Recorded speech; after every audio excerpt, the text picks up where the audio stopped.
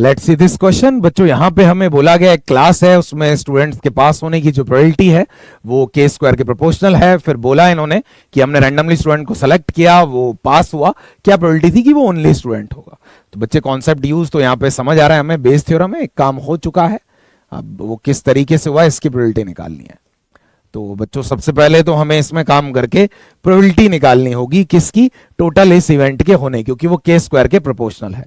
तो बच्चे अगर अपन देखेंगे टोटल प्रोबेबिलिटी तो कितनी आएगी अपनी, लैम्डा के स्क्वायर ही आएगी, जो भी अपनी पी आई आएगी ना, अगर अपन बोले नेट जो प्रोबेबिलिटी है। तो जो लैम्डा के स्क्वायर मैं करूंगा है ना, एक पास हुआ और दो पास हुआ, वो किसके बराबर होना चाहिए अपना, 1 के 0 से n तक जा सकता है। यहां से बच्चे अपन लैम्डा बाहर ले लेंगे और ये आ जाएगा अपना n+1 2n+1 अपॉन 6।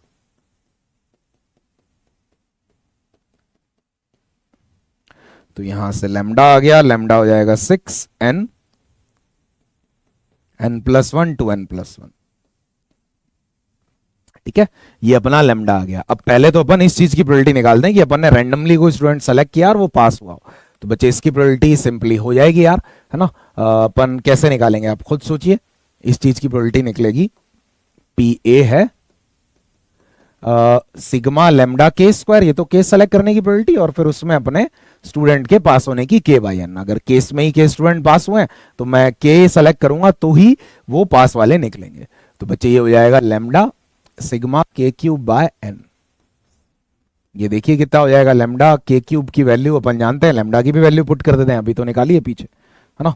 ये आया 6n n+1 2n+1। तो बच्चे पुट कर देते हैं यहाँ पे, ये हो गया 6n, ये तो n स्क्वायर हो जाएगा, n+1 2n+1। अब के क्यूब हो जाएगा n+1 बाय 2 का होल स्क्वायर। तो यही है, अपन जानते हैं यार बच्चों इसकी वैल्यू। अब ये यहाँ पे पहले पुट कर देते हैं, देखते हैं ये कितना आ रहा है। तो बच्चों ये तो 3/2 आ रहा है, ऊपर अपना एक n+1 बच रहा है और नीचे 2n+1 बच रहा है। तो ये तो प्रोबेबिलिटी आ गई कि भैया आपने कोई सेलेक्ट किया और वो पास हुआ हो। पर अपने को निकालना क्या है, देखना बच्चों ध्यान से, ये बेस थ्योरम का क्वेश्चन इसलिए मेरे को निकालना है कि अगर इवेंट ए हो चुका है तो वो किस रास्ते से हुआ हो, सिर्फ ओनली एक ही स्टूडेंट पास हुआ हो। तो मैं इसको मान लो पास वाला कर देता हूं, तो 1 ही है अपना ना, कुछ भी आप इसे एक केस ले सकते हो जब एक ही पास हुआ। ठीक है, किसी भी वे में सोचो कि इवेंट ए हुआ है और एक ही स्टूडेंट अपना पास हुआ। तो बच्चे पहले तो नीचे यही टिकाते हैं अपन, है ना। 3/2 जो अपन ने निकाला n+1 और 2n+1।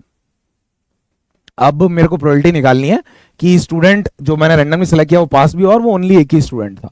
तो बच्चे सबसे ये एक ही केस बनेगा अपना, जब मैं लैम्डा और 1 स्क्वायर लूंगा, यानी एक ही स्टूडेंट पास हुआ वो वाला केस, और उसमें भी जब मैंने उसे सेलेक्ट किया तो वो पास वाला ही निकला ना। मैंने फर्स्ट केस लिख दिया, इसमें आप मान लीजिए के को 1 रख के वो वाला केस लिखना था। तो बच्चे यहाँ पे आप देखोगे लैम्डा की वैल्यू लिख दो, लैम्डा अपन ने निकाला ही था, लैम्डा कितना था 6n n+1 2n+1, 6n n+1 2n+1।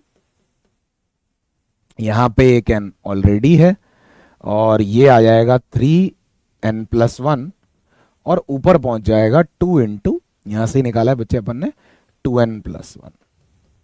ये देखते हैं बच्चों कुछ कैंसिल हो रहा है तो यहां पे अगर आप देखोगे ऊपर तो 4 आ गया, 2n+1 कैंसिल हो रहा है और नीचे n स्क्वायर भी आ रहा है और n+1 का स्क्वायर भी आ रहा है। तो बच्चे ये अपना आंसर हो जाएगा। सिंपली मैंने केस निकाला, पहले तो टोटल प्रोबेबिलिटी निकाली कि जो मैंने सेलेक्ट किया वो पास हुआ, और फिर वो केस की वो यूनिक एक ही था।